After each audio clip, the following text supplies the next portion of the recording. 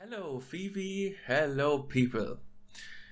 Well, to help you with your problem, I created a empty project myself and we will jump right into it. So the first thing we want to do is to create a game mode. So right click here in an empty space and select the blueprint class. Now select the game mode base here. And I will name it your game mode GM. GM short for game mode, so I can find it better. Okay. This game mode is very important for you because this will basically enable you to use your own characters and your own player controllers. Without it, it will always revert back to the non-game mode, to the default game mode of Unreal. The next thing you want to do is right click again here, select blueprint class and select the player controller.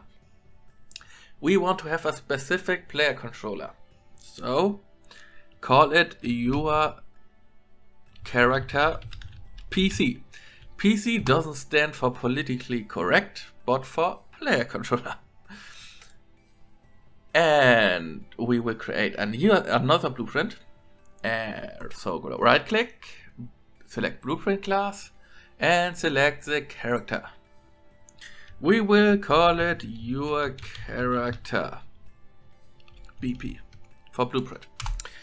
You can name it what you want. The important part is that you will specify these things into your game mode. Okay, now we will right click and save them. And we will go straight into our character blueprint. Let's set up our camera. The first thing we want to do is to add some sort of representation. You Phoebe already have a sprite, so you don't need to make this step, but I need some kind of visual representation so I know where my character actually is. So I will type in billboard and scale it up a little bit. Then I will go on my capsule component, select it, and well, make my capsule have height and my capsule radius. So it kind of encapsulates my sprite. Okay, compile and save it.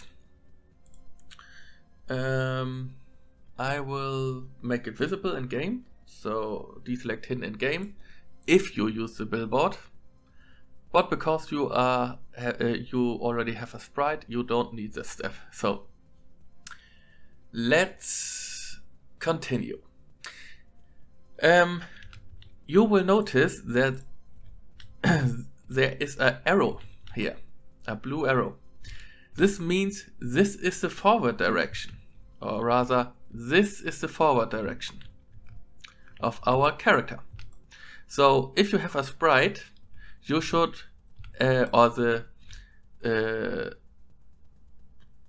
your character should always face in this direction. So if you have a sideways sprite or a side view of a sprite, it will basically look like this billboard here. Okay, the next thing we want to do is go under add component and type in spring arm. We want a spring arm because we can use camera smoothing, so we don't get jittery camera movement. So compile it and save it. And now a thing for the version 4.15. In previous versions it doesn't work like that, but in 4.15. If you select one of these components, it doesn't matter.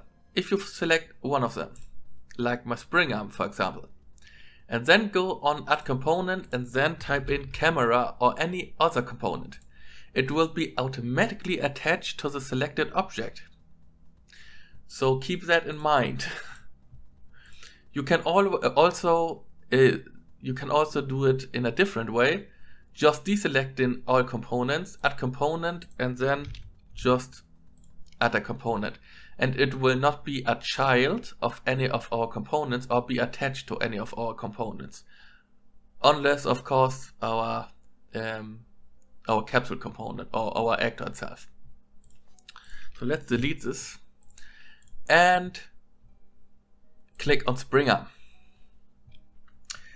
The first thing we want to do is press E or this button up here and rotate on the blue Z axis around -90 degrees. Then in the target arm length, drag it up around 1100. You can actually define it yourself, how you want it to be and what distance it should be. That's up to you. But I will use 1000 or 1100 for the arm length. The next thing we want to check is this here. We don't need the enable camera rotation leg because it's a side scroller. Our rotation doesn't change. But we want to enable the camera lag. So click this button here or check this checkbox and type in the camera lag speed something around 6 or 5. Lower numbers than 10 will mean that the smoothing is higher. Higher numbers than 10 will mean that the camera movement is more direct. So yeah, that's that. Save it and don't use pawn control rotation. With this will be only handy with third person character game modes. But in our case, it will be totally useless. So don't take that. So the next thing is that we will, well, yeah, do nothing here. We are actually done. So close it. Double click on our game mode. The Your Game Mode game. I spelled it wrongly, so keep that in mind. And on the right panel, under classes, we will select our newly created player controller. So click on player controller and select your character PC or whatever you called it. Under the default pawn class, we will select our newly created your character blueprint. So click here. Okay, compile and save it. We can close it now, and on the right panel we can select our game mode override, and we need it. We want to specify our game mode, so we click on none here and we select our Your Game Mode GM. If you don't have this window here, it's called World Settings, or it's the tab World Settings. You can get it by clicking on the window, and then select World Settings. Okay. Now we will, well, do some stretching with our level here. So we actually have a side scroller of some sorts, and this player start here means it will spawn here with this direction, and that's what we want. We want the forward direction. And then press play, and we have our side scroller set up. Wonderful. But the thing is, I think I want to go a little bit farther. So I will also give you some movement on your way so you don't get stuck. So double click on your character blueprint and you will notice there's nothing here. We want to create a scale value. So click on edit up here, go to project settings. Then on the left side panel, go under input and then press the plus button on the axis mappings. Because it's a side scroller, we want to use A and D, I think. So we will name it move. No, just move. That should be okay. And in the first one, with a positive scale, we will set in our key A. I just go for the key A. Select it and click again on the plus sign under the move here and select S. Just so we can get back and forth. But on the S button we want to have a -1 value because it's in the opposite direction. And no, we don't want to use the S key, but the D key, because I'm a moron.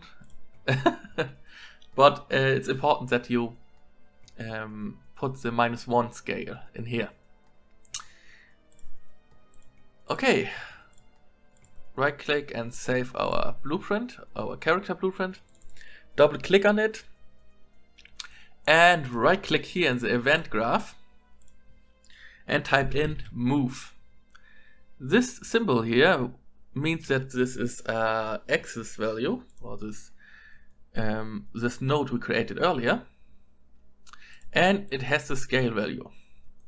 So because we set up our character like it's facing forward, we need to use the forward vector and not the right vector. So right click, then type in get actor location. No, sorry for that. Get actor forward vector. And right click again and search for add movement input. You can only use this node for the character blueprint itself, or for character blueprints on default. You can't use it in any other classes, so keep that in mind. Connect it to that movement input. Connect our get actor forward vector to the world direction, and our axis value will be connected to the scale value of the add movement input. Compile, save, close it down, and play. And we are moving. But the problem is, shit. We have the axis switched, or rather flipped. So let's get back into the project settings. Under input, under axis mappings, under our move, and just change these values. A will now be -1 and D will be 1. We can save it and we play. Now we are moving forward and backwards. Wonderful. Double click on your character blueprint and I will show you a quick way to make a jump work. So right click here, type in jump and select jump. Right click here again and type in stop jumping. We will use the spacebar, so select spacebar, and on pressed we will jump, and on released we will stop jumping. This jumping height can be set in the character movement component here. It's under jump Z velocity. Make it higher and you will jump higher. Make it lower and you will not jump as high. Okay, save it and play. Yeah, we can still move. And can we jump? Yes, we can jump. Wonderful. I hope I could be of help of some sorts. And yeah, well, have luck and have a lot of fun with your project.